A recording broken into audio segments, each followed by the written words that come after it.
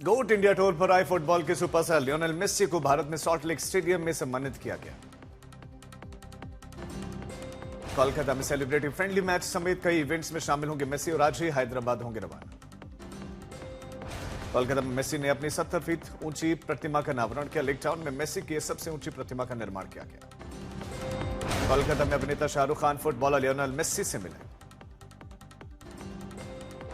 Messi से न मिल पाने से फैंस हुए नाराज, फेंकी बोतलें, तोड़फोड़ भी की। लगाया आरोप कि सिर्फ नेता और उनके परिवार के लोगों से मिले और लोगों को मिलने नहीं दिया गया।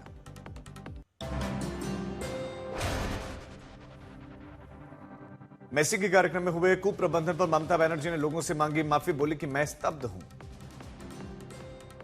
कुणाल घोष ने मेसी के कार्यक्रम में हुए कुप्रबंधन को लेकर आयोजकों पर बोला हमला, कहा खिलाड़ी को अकेले चलने की अनुमति क्यों नहीं दी गई, स्टैंड में बैठे दर्शकों को उन्हें ठीक से देखने का अवसर क्यों नहीं दिया गया। अमित मालविया के टीएमसी पर निशाना, कहा कि मगरमच्छ के आंसू बहाना बंद करें, यह कुप्रबंधन और भ्रष्टाचार है। टीएमसी ने पश्चिम बंगाल की जनता की भावनाओं पर सीधा हमला बोला। पश्चिम बंगाल बीजेपी का ममता सरकार पर हमला, कहा कि पूरी दुनिया के सामने भारत का सिर झुकाने और जनता की भावनाओं के साथ खिलवाड़ करने के लिए मुख्यमंत्री और खेल मंत्री को तत्काल इस्तीफा देना चाहिए। सीबी आनंद बोस ने सॉल्ट लेक स्टेडियम में मची अफरा तफरी को लेकर प्रबंधन पर उठाए सवाल, कहा कि बड़े लेवल पर मिसमैनेजमेंट, लोगों का पैसा रिफंड करना होगा।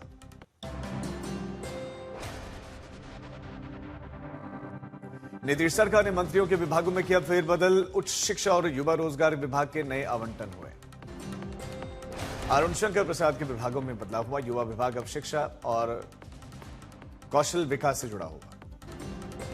सुरेंद्र मेहता को डेयरी विभाग की जिम्मेदारी मिली। नया सिविल विमानन विभाग मुख्यमंत्री नीतीश कुमार के पास। कोरियन कप सिर्फ तस्करी का मामला, लखनऊ में ईडी की छापेमारी जारी। आलोक सिंह के घर का वैल्यूएशन किया जा रहा है। वाराणसी में ईडी की टीम शुभम जायसवाल और उसके चार्टर्ड अकाउंटेंट के घर पर जांच में जुटी है और ट्रांजैक्शन की डिटेल्स ली जा रही है।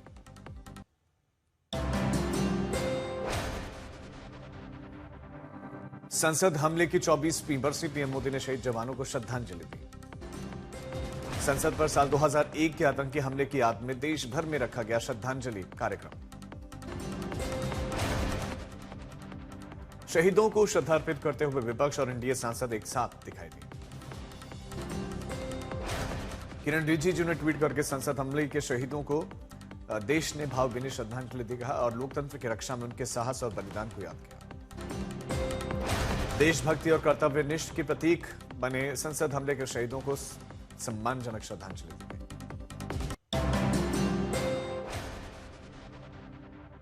यूपी बीजेपी अध्यक्ष पद के लिए पंकज चौधरी ने नामांकन दाखिल किया और कल होगा अध्यक्ष का औपचारिक ऐलान।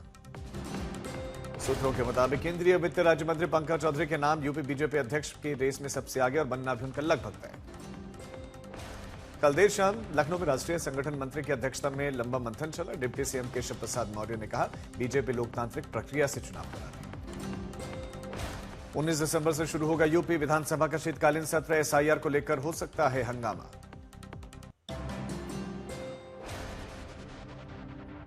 डीजीसी जांच समिति के सामने इंडिगो सीईओ पीटर एल्बर्ट से पूछताछ। 4 सदस्यीय उच्च स्तरीय पैनल ने लगाया जवाबदेही का दबाव। इंडिगो पिछले 4 दिनों से उड़ानों को सामान्य परिचालन करवा रहा है और 2000 से ज्यादा उड़ानें ऑपरेट हुई हैं।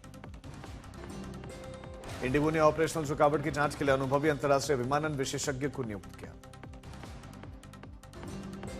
इंडिगो ने एयरक्राफ्ट पार्ट्स पर 900 करोड़ से ज्यादा कस्टम ड्यूटी की वापसी के लिए दिल्ली हाईकोर्ट में याचिका दाखिल की।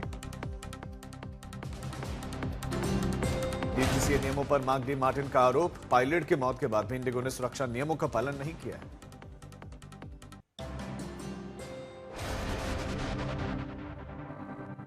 सत्रह 18 दिसंबर को ओमान का दौरा करेंगे प्रधानमंत्री मोदी। 70 साल के कूटनीतिक संबंधों की वर्षगांठ पर द्विपक्षीय सहयोग को बढ़ावा मिलेगा।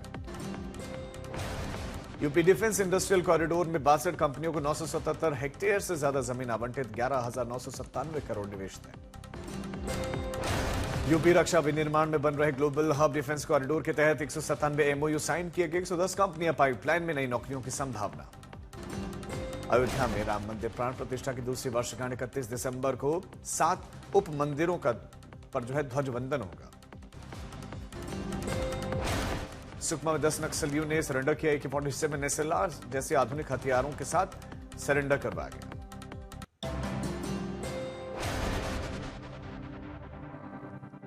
गोवा अग्निकांड में लूथरा भाइयों का होगा हिसाब। फुकेट से लाया गया बैंकॉक, अब भारत लाने की प्रक्रिया रफ्तार से बढ़ी आगे। गोवा के कैलरिंगुट एमएलए माइकल लोबो ने अग्निकांड मामले में भ्रष्टाचार के आरोप लगाया। अब बीजेपी ने मांगा स्पष्टीकरण, होगी मजिस्ट्रियल जांच। आपके राष्ट्रीय संयोजक अरविंद केजरीवाल ने गोवा के सीएम प्रमोद सावंत पर बोला हमला का। कम से कम नाइट क्लब में आग लगने की घटना पर लोगों से माफी तो मांगे। दिल्ली लाल किला वास मामले में 5 आरोपियों की कोर्ट में पेशी, सभी को 12 दिनों की न्यायिक हिरासत में भेजा गया। गैंगस्टर अनमोल बिश्नोई पर गृह मंत्रालय का बड़ा आदेश, 1 साल तक किसी भी पुलिस को कस्टडी नहीं मिलेगी। पूछताछ के लिए आना होगा तिहाड़ जेल।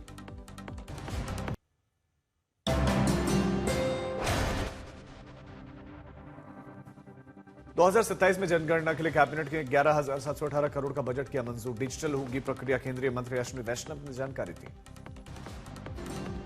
जनगणना 2027 में 2 चरणों में होगी। अप्रैल सितंबर 2026 में हाउस लिस्टिंग, फरवरी 2027 में जनसंख्या गणना। केंद्रीय मंत्रिमंडल से कोल सेतु विंडो को मंजूरी दी गई और अब बिना रोक टोक हो सकेगा कोयले का इस्तेमाल। इस फैसले पर प्रतिक्रिया देते हुए पीएम मोदी ने एक्स पर लिखा, कोयले के आसान, कुशल और पारदर्शी इस्तेमाल के लिए नया रास्ता खुलेगा। केंद्रीय मंत्री अश्विनी वैष्णव ने कोल सेतु पर कहा कि घरेलू खरीदार लिंक नीलामी में शामिल हो सकेंगे और लिंक धारक 50% तक निर्यात कर सकेंगे। ट्रेडर्स पर भी रोक।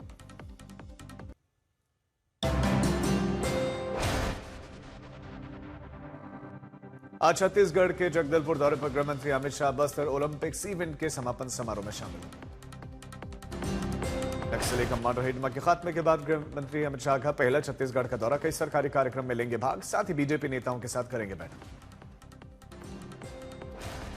अमित शाह 15 दिसंबर को तमिलनाडु के दौरे पर बीजेपी कार्यकर्ताओं से करेंगे बातचीत। 24 दिसंबर को गृह मंत्री अमित शाह का पंचकुला का दौरा, अटल पार्क में पूर्व पीएम अटल बिहारी वाजपेयी की प्रतिमा का अनावरण करेंगे। अंडमान में संघ प्रमुख मोहन भागवत और अमित शाह ने सावरकर की प्रतिमा का अनावरण किया।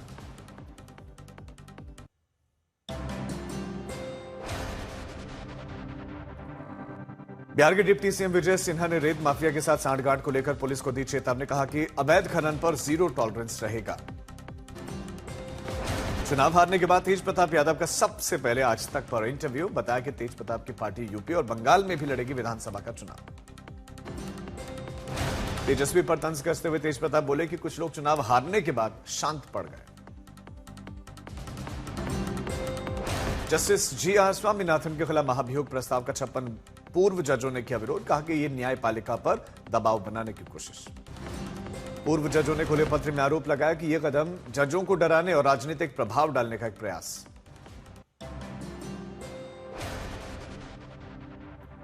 असम सरकार जुबिन गर्ग हत्या के मामले में फास्ट ट्रैक कोर्ट के लिए गुवाहाटी हाईकोर्ट जाएगी। मुख्यमंत्री हेमंत बिश्व शर्मा ने कहा कि विशेष लोक अभियोजक भी नियुक्त किया जाएगा। 12,000 पन्नों की चार्जशीट में कई आरोपियों पर हत्या, आपराधिक लापरवाही के आरोप दर्ज। देहरादून में आईएमए पासिंग आउट परेड, 491 भारतीय कैडेट्स हुए कमीशन। सेना प्रमुख उपेंद्र द्विवेदी ने किया परेड रिव्यू। आईएमए में 34 विदेशी कैडेट्स भी कमीशन। महिला कैडेट्स का प्रशिक्षण इस साल से शुरू।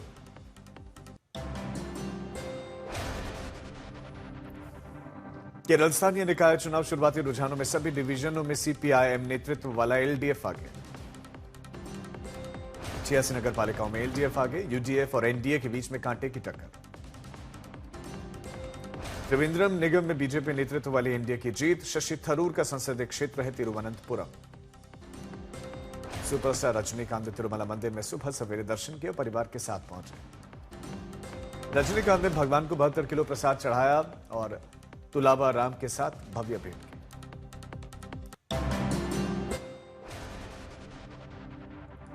निकाय चुनाव में साथ लड़ने पर महाराष्ट्र के डिप्टी सीएम एकनाथ शिंदे ने कहा कि महायुति विकास के दम पर एक साथ लड़ेगी चुनाव, योजनाओं में किसी के साथ भेदभाव नहीं है।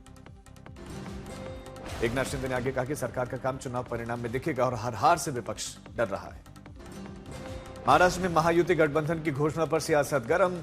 उद्धव ठाकरे ने डिप्टी सीएम एकनाथ शिंदे पर कहा कि गद्दारों को रिएक्शन देने का कोई अधिकार नहीं है। उद्धव ठाकरे ने शिंदे गुट की बातों को बेअसर बताते हुए कहा कि जैसे कीचुआ सांप की तरह डंक नहीं मार सकता, वैसे भी इनके बयान भी बेकार है। उद्धव ठाकरे बोले कि आज अपने ही देश में प्रधानमंत्री नहीं है, गृह मंत्री नहीं है, रक्षा मंत्री नहीं है और ये सभी भारतीय जनता पार्टी के मंत्री हैं। दिल्ली फिर से बनी। देश की राजधानी दिल्ली फिर से गैस चैम्बर बन गई है। सुबह कोहरे के साथ साथ प्रदूषण से बुरा हाल। राष्ट्रीय राजधानी में जहरीली धुंध की मोटी चादर छाई और गंभीर श्रेणी में हवा की गुणवत्ता है। दिल्ली के कई इलाकों में AQI 400 के पारे, कई इलाकों में स्मॉग की मोटी परत दिखी। दिल्ली में प्रदूषण का स्तर खतरनाक, सांस लेना मुश्किल, फेफड़ों से जुड़ी समस्या में अब इजाफा। दिल्ली में बढ़ते प्रदूषण के चलते CAQM ने तत्काल प्रभाव से ग्रैप 3 लागू किया।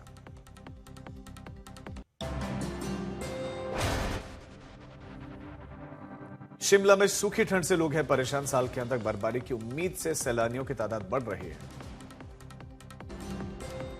करनाल में ठंड के साथ कोहरा भी आया नजर। कोहरे में हादसों को रोकने के लिए पुलिस अलर्ट है। कश्मीर में जारी सर्दी का कहर। अनंतनाग में ठंड से नदी नाले जम गए। बिहार में भी ठंड की रफ्तार जारी है। तेजी से गिर रहा है पारा, लोग अलाव का ले रहे हैं सहारा। दरभंगा में लगातार गिर रहा तापमान। सड़कों के किनारे अलाव जलाकर आग सेकते दिखे लोग।